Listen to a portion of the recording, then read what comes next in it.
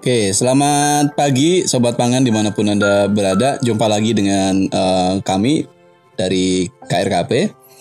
Pagi ini kita nerusin ngobrol seperti edisi-edisi sebelumnya, ngomongin soal petani. Ini bahasan yang kayaknya nggak akan ada habisnya. Dan saya kira sangat menarik karena problematika yang ada di dunia pertanian dan petani khususnya luar biasa banyak.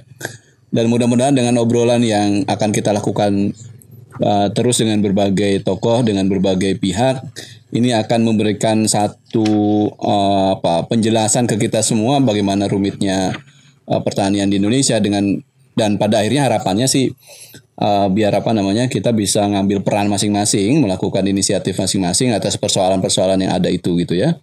Nah, Sobat Pangan, pagi ini saya berkesempatan untuk bukan mampir sebenarnya, ini sengaja berkunjung gitu ya, ke rumah Pak Hermanu.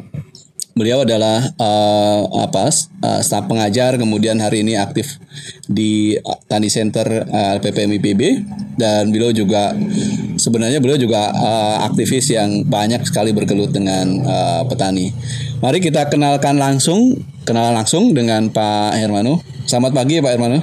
Pagi. Sehat Pak ya? Alhamdulillah sehat. Pak Bapak itu kan dikenal tidak hanya sebagai pengajar ya. Walaupun hari ini Bapak di Tani Center LPPM IPB, tapi dalam kesejarahan Bapak yang saya dengar, yang saya baca juga dari banyak tulisan, kan banyak sekali melakukan silaturahim gitu kalau bahasanya umumnya ke banyak sekali petani, terutama di pelosok Nusantara ya, terutama di Jawa misalnya. Nah, kenapa Bapak melakukan itu Pak? Senang belusukan kalau bahasa Pak Presiden sekarang kan belusukan. Gimana Pak? Gimana ya? Kan mungkin karena sejarah juga sih, karena sejarah pergaulan saya tumbuh dengan teman-teman, dan kebetulan kalau dari latar belakang itu lebih banyak diwarnai untuk belajar tentang rakyat kecil dan kerakyatan lah. Jadi sekarang pengen lihat kehidupan yang sebenarnya gitu. Jadi saya kira itu kali ya.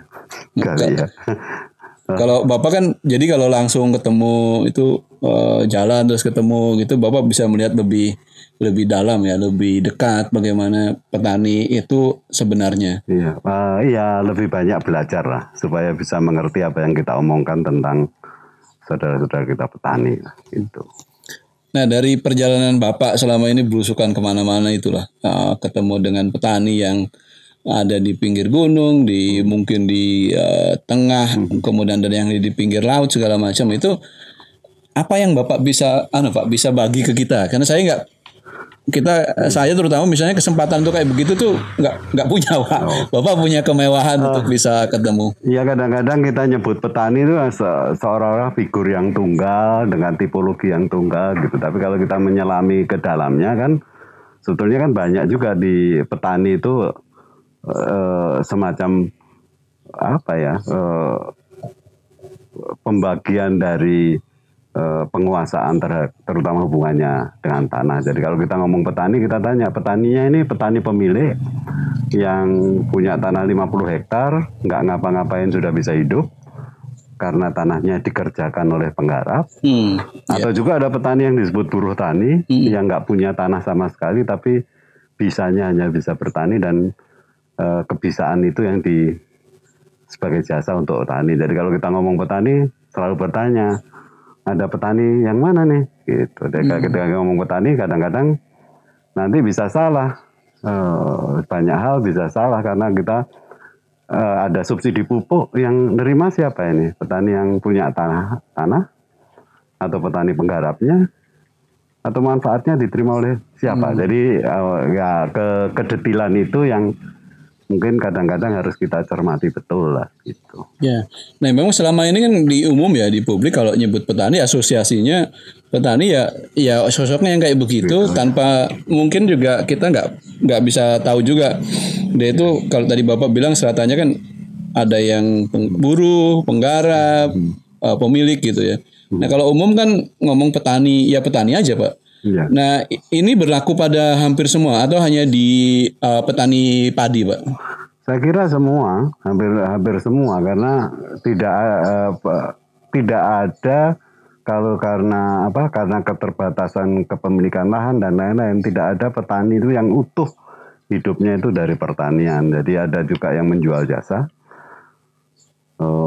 Untuk daerah-daerah tertentu, misalnya daerah-daerah yang Pacitan atau mana begitu, itu pada waktu musim tanam itu bekerja, ketika tidak ada pekerjaan di desa, lari ke kota untuk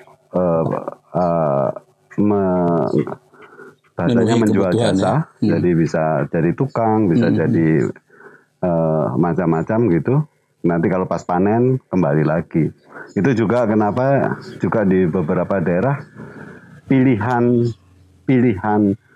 untuk menjadi petani padi itu menjadi relevan, karena pada saat tanam itu memerlukan tenaga banyak, dia kerja di itu, tapi sampai menunggu panen beliau-beliaunya itu lari ke kota untuk nyari pekerjaan. Jadi pekerjaan yang lain. Jadi makanya ketika ditanya kalau petaninya itu petani penggarap, lalu pemilik mungkin tidak banyak terpengaruh. Kalau kita ini di masa pandemi ini aja lah, teman-teman yang biasanya datang ke desa, di desa pada waktu penyiapan lahan, nanam, lalu biasanya setelah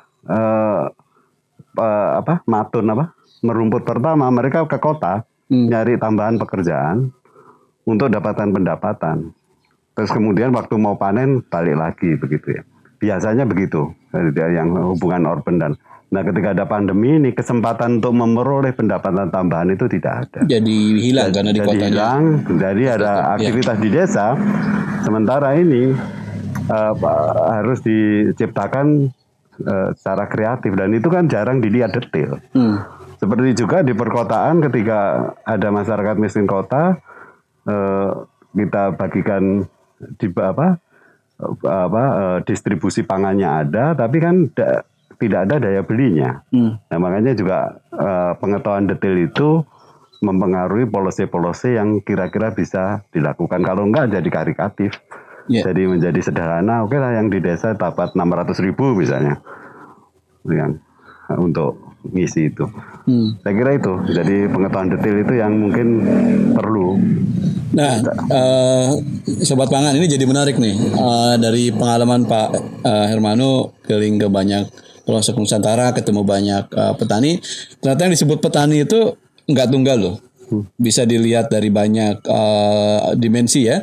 Salah satunya misalnya soal kepemilikan tadi, sehingga ada muncul petani penggarap, petani pemilik, kemudian mungkin ada buruhnya, bahkan buruh tani. Nah, dan dalam konteks itu maka kalau dari tadi Pak Heru sampaikan, jadi nggak bisa itu digebiah-uyahkan, baik itu dalam konteks policy atau bahkan program, itu harusnya lebih detail gitu Pak ya. Ini mau nyasar kemana gitu. Dan kayaknya kita masih lebih sering kesasar Pak. Maksudnya nganggap bahwa yang punya masalah itu di buruh mungkin, tapi ini formula kebijakannya hanya cocok untuk pemiliknya. Kayak gitu nggak Pak? Saya lihat selama ini. Saya kok curiganya saya kira ada benarnya, tetapi begini ya, kadang-kadang kalau lihat petani itu seolah-olah urusan Kementerian Pertanian. Padahal tadi ketika ada pekerjaan sampingan, petani yang juga pengrajin itu mungkin juga yang harus diurusi sebagai manusia Indonesia, kan tidak hanya Kementerian Pertanian. Jadi kalau ingin menolong petani, sebetulnya hubungan antara kementerian itu harus pas, karena tadi ada pembagian pekerjaan tadi. Kalau ditangani dengan urusan intervensi petani pertanian mesti nggak kena. Ada beberapa misalnya petani yang pengrajin, itu tidak ada itu program untuk pengrajin yang ada di pertanian, yang di pertanian gitu, itu yang dikemukakan. Jadi harusnya mungkin Kementerian Desa yang mikirkan bagaimana, atau mungkin Kementerian Tenaga Kerja atau apa yang bisa, atau PUPR yang bisa memberikan program padat karya, memperbaiki misalnya infrastruktur pertanian, atau penghutanan sosial dan lain-lain, yang bisa memberikan aktivitas di dekat rumah mereka. Tapi kan dananya nggak dari Kementerian Pertanian. Kalau misalnya padat karyanya itu penanaman pohon dari hutan yang gundul di sebelahnya gitu. Itu kan mesti dari yang lain apa yang bisa dilakukan. Jadi nah ini ngeroyoknya ini yang kadang-kadang kurang pas, saya kira gitu. Ya ini menarik nih, Sobat Pangan. Jadi Pak Hermanto tadi highlight juga soal ketika manusia petani itu sangat beragam dari berbagai dimensi, maka nggak bisa ya kita lakukan pendekatan tunggal gitu. Para pihak harus punya ruang yang sama untuk menguatkan posisi dan peran petani. Itu kalau dalam bahasa kementerian mungkin lintas kementerian. Kalau dalam bahasa aktor lintas aktor juga ya. Nggak cuman yang kalau tadi Pak Er ngomong soal kerajinan, kan nggak mesti juga orang yang paham soal tanam menanam, tetapi juga soal orang yang punya kemampuan untuk membantu misalnya menguatkan proses produksi kerajinannya gitu ya. Oke, ini menarik nih teman-teman Sobat Pangan dimanapun berada. Kita lanjutkan obrolannya. Tapi Pak Er, saya sebelum melanjutkan soal pentingnya keberpihakan dari multisektor, multipihak, saya mau nanya satu itu Pak Er. Kalau ngelihat petani di Indonesia itu kan menarik gitu ya. Kenapa? Karena kita itu punya manusia petani yang tadi beragam Pak Er sebutkan, yang dia tahan banting luar biasa. Kalau kita misalnya ngelihat 2017 ya, ketika terutama daerah Pantura ada yang kena serangan wereng dan virus kerdil kerdil itu, mereka ya happy aja juga, ketawa-ketawa gitu Pak Er. Padahal kalau kita lihat nanam lagi gagal lagi, nanam lagi gitu. Kalau orang berusaha di sektor lain mungkin udah pusing gitu ya, udah nggak bisa tidur. Tapi petani itu ketika ngobrol misalnya tetap saja mereka ketawa-ketawa, menunjukkan saya nggak tahu apakah itu memang begitu atau itu sesungguhnya bagian dari upaya mereka menguatkan diri sendiri. Ya. Pengalaman Pak Er selama ini keliling gimana Pak? Ya itu tergantung tadi petaninya. Jadi nanti petani pangan beda dengan petani horti, berbeda dengan petani perkebunan gitu. Jadi ada kultur-kultur juga, bagaimana berbagi, bagaimana menyikapi hidup, karena itu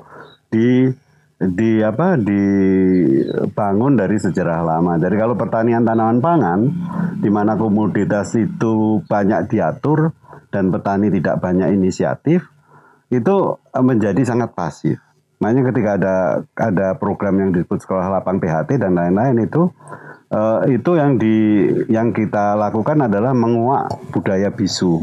Kalau dulu kan derimo, jadi objek, dikasih penyuluhan, semuanya disubsidi, semuanya ditarik dalam satu lorong, sehingga kalau ada goncangan-goncangan mereka juga menganggap itu sebagai suatu kebiasaan. Jadi kadang-kadang juga sampai dengan kata-kata siapapun pemimpinnya, siapapun yang berubah, kerajaan entah apa, itu ya petaninya tetap begini-begini saja. Jadi ada semacam semangat seperti itu. Makanya ketika menguak budaya bisu, itu diminta mereka untuk berpikir kritis terhadap lingkungannya kan. Nah, dengan demikian nanti ada bisa mengkritisi, tidak menerima begitu saja.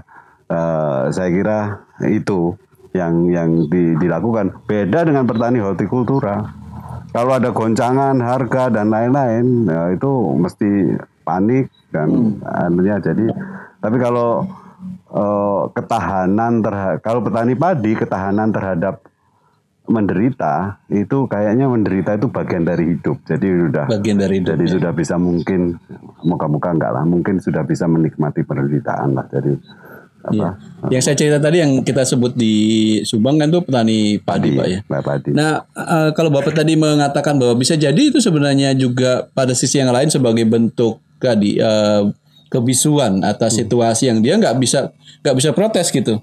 Yang protesnya hanya dengan menikmati penderitaan tadi, kalau yang terakhir Pak Er katakan, walaupun kita nggak pengen juga Pak. Seperti itu kan. Iya, makanya di dalam hal tertentu mereka itu kan nah ini banyak teman-teman dari komunikasi ya. Justru ruang komunikasinya itu dibatasi. Penyuluh hanya penuh itu. Jadi kayak kanalisasi informasi itu hanya dari satu sisi begitu. Oleh karena itu pencerahan-pencerahan yang disebut menguak budaya bisu itu membuka tembok-tembok itu. Nah, kalau kami di Tani Center IPB sebenarnya memberi akses pada teman-teman itu, terutama dari anaknya, karena orang tuanya nggak mungkin banyak kayak gadgetnya, itu bagaimana mereka itu bisa mendapatkan informasi lebih daripada yang di luar dunianya, dan itu nanti bisa jadi inspirasi untuk nyambung ke yang lain.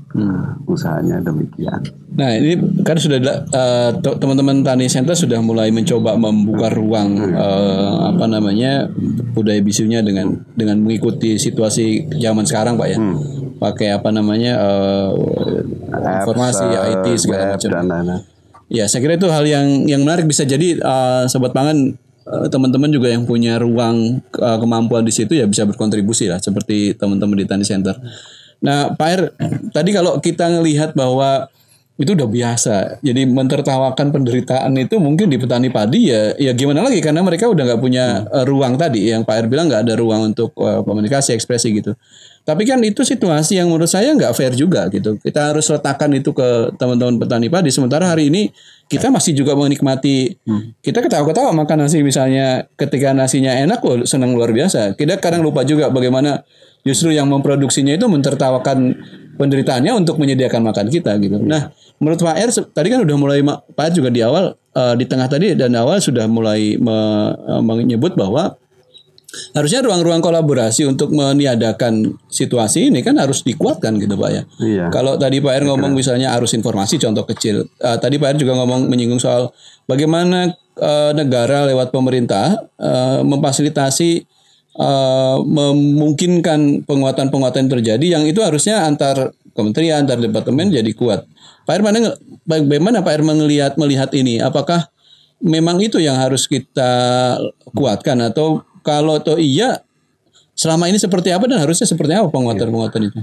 Dari pengalaman, dari empiris juga, dari pribadi, keadilan, kesadaran itu tidak bisa timbul dari lingkungan sendiri. Contohnya begini, saya punya mertua di Tanjung Priok. Dengan bau got yang kayak begitu, orang sana ini hidupnya tenang-tenang saja. Sampai dengan ada orang lain yang mengatakan, atau teman saudara-saudara kita yang tidak beruntung tinggal di dekat tempat penimbunan sampah terakhir gitu. Itu kayaknya nikmat-nikmat aja. Sampai dengan ada orang lain mengatakan bahwa lingkunganmu itu bau loh sebenarnya. Nah mereka tahu gitu ketika diajak keluar ke suatu daerah dan melihat perbandingan, oh iya ternyata nggak sehat di tempat saya. Nah baru itu timbul pertanyaan-pertanyaan untuk memperbaikinya.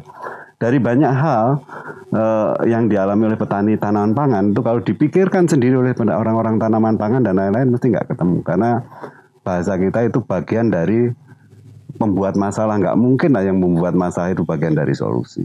Makanya perlu orang-orang luar yang berpikiran baru, memberi kritisi, lalu berpikir out the box, membawa sesuatu yang baru. Nah itu yang diharapkan, yang pembawa sesuatu yang baru yang kita harapkan itu sebenarnya anak-anak muda. Karena kita yang sudah tua-tua kan sudah terbiasa berpikir seperti itu, seolah-olah itu jadi suatu kebenaran. Lalu kalau ada anak muda yang tiba-tiba datang lalu protes dan lain-lain, itu rasanya itu sangat mengharapkan. Nah, pendidikan kritis semacam itu yang mungkin kita perlukan. Nah, khusus untuk petani memang kita harus ngundang orang keluar pertanian untuk mengatakan bahwa betapa menderitanya dirimu yang keuntungan saja tidak pernah dipikirkan begitu. Jadi KRKP tak gitu sudah pernah mengusulkan itu dulu, bahwa untuk pendapatan petani harus ada struktur pendapatan yang ada keuntungan 15%, ada tambahan untuk biaya pendidikan, sehingga ada tabungan, sehingga ada harga yang layak. Itu sebenarnya biasa. Kalau buruh kan ada UMR dan lain-lain. Nah ini kalau ada buruh begitu, kenapa petani nggak berani dipikirkan? Nah harusnya datangnya itu dari luar pertanian. Nggak mungkin kalau orang pertanian mikirin begitu, harus ada enlightenment dari kolaborasi dengan yang lain. Begitu. Nah, sobat pangan ini penting juga dicatat, terutama teman-teman sobat pangan yang muda-muda nih dimanapun kalian berada. Jadi hal yang penting yang Pak Hermanu sampaikan tadi soal transformasi di pertanian, jangan-jangan penggeraknya memang anak-anak muda ya. Jadi kolaboratif aksinya itu dibangun, digerakkan oleh anak-anak muda gitu. Bisa jadi merubah, dan anak-anak muda kan di luar tadi ya, kalau Pak Her mengilustrasikan di luar orang yang sudah terbiasa dengan situasi yang dihadapi gitu ya. Sehingga perubahannya akan lebih cepat. Pak Her nyambung yang tadi soal keterlibatan para pihak termasuk anak muda. Di KRKP sendiri sebenarnya kan hari ini sedang juga dipikirkan bagaimana anak-anak muda bisa jadi bagian penting dari perubahan sistem pangan itu sendiri ya. Karena kita melihat bahwa tadi yang kita obrolkan soal petani segala macam kan nggak bisa juga seperti Pak R sampaikan juga, nggak bisa kita diamkan tanda kutip ya.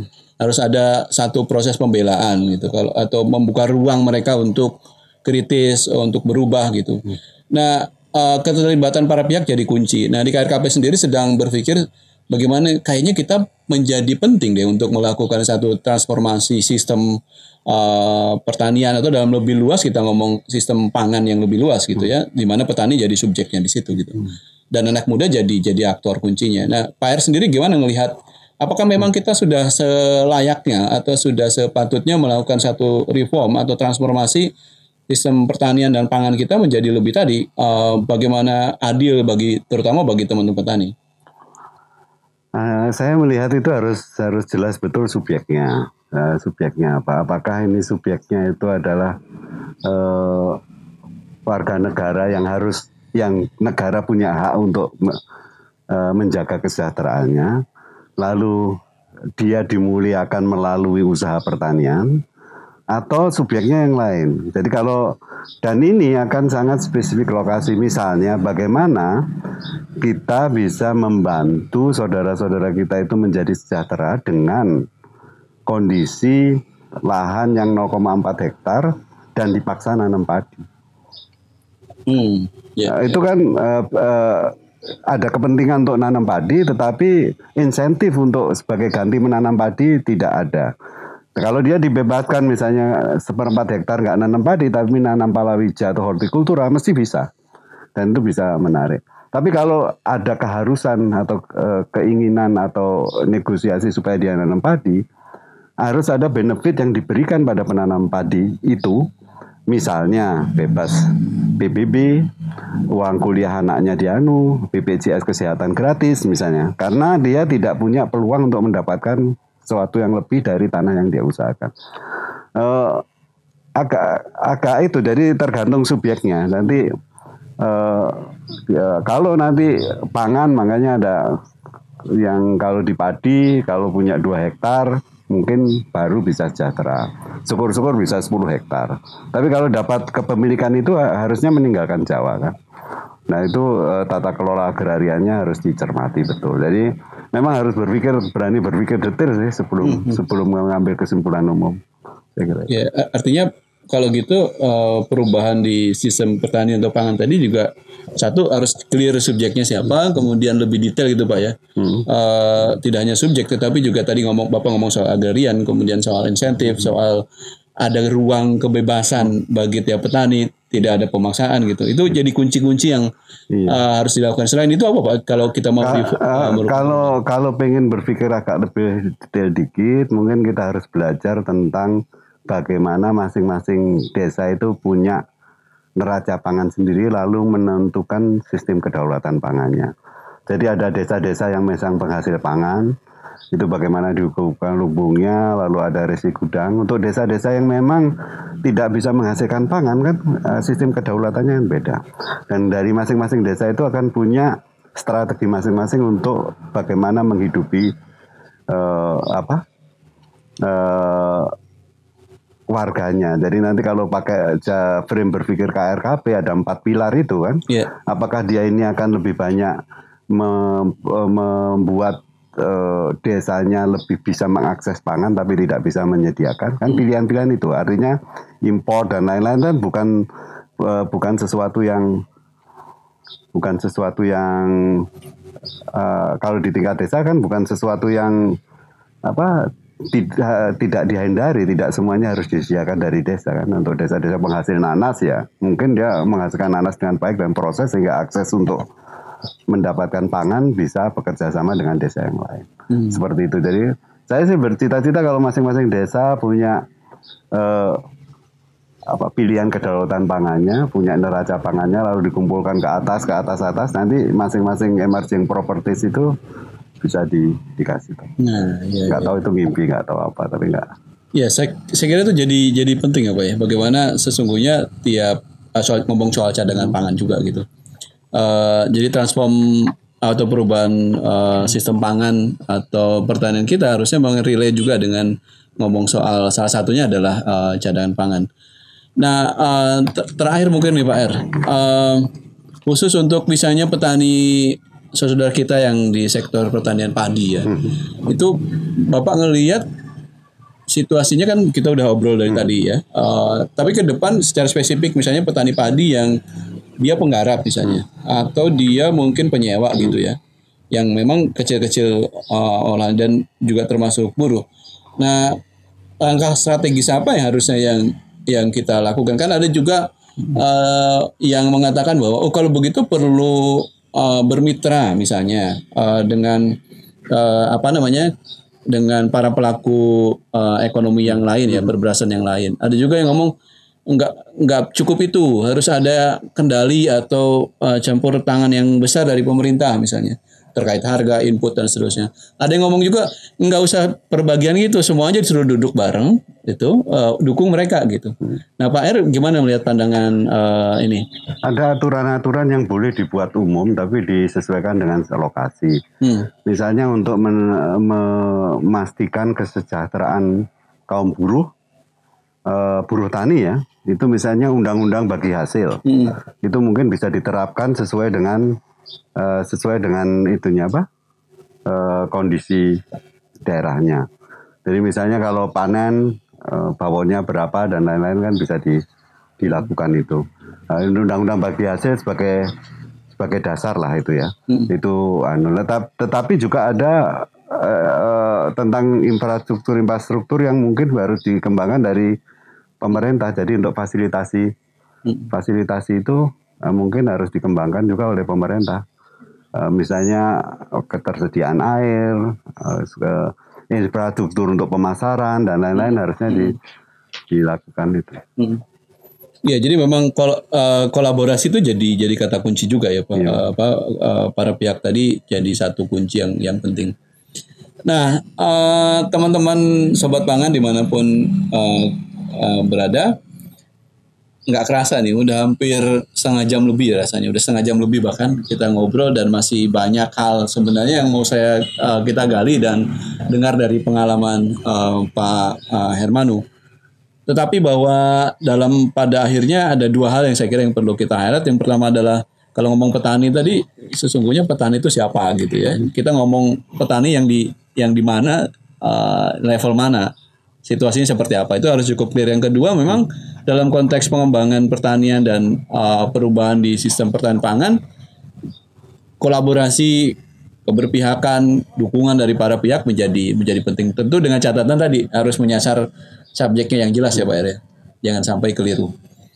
Oke, Pak R mungkin ada yang ingin disampaikan terakhir untuk kawan-kawan sobat pangan? Saya kira ada kawan-kawan kalau melihat petani yang tidak itu, lalu kita ingin petani sejahtera, itu ada yang tadi saya katakan yang tidak hanya petani sendiri yang bisa menyelesaikan. Jadi banyak faktor-faktor yang di luar yang perlu mungkin kita campur tangan, memperluas itu. Kalau bisa memasarkan dengan harga yang lebih bagus, informasi dan lain-lain dengan kecanggihan anak-anak muda sekarang mungkin bagus.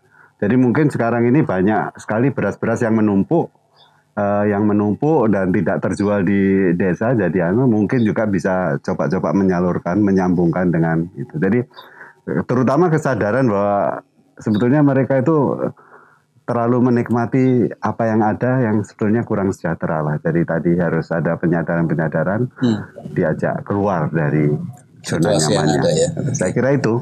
Baik, sobat pangan dimanapun berada, itu tadi terakhir Pak Hermanu menyampaikan ajakan, sebenarnya lebih banyak ajakan ke kita semua untuk berbuat secara bersama-sama, secara kolektif, membantu membuka ruang meningkatkan kesamaan situasi derajat bagi saudara-saudara kita petani yang lapisan tadi di bawah ya, penggarap dan buruh.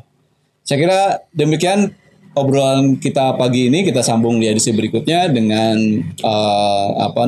tokoh yang lain, pihak yang lain. Tetap stay tune di saluran KRKP karena akan banyak informasi lain yang kita hadirkan. Terima kasih, sampai jumpa di edisi berikutnya. Salam Daulat Pangan.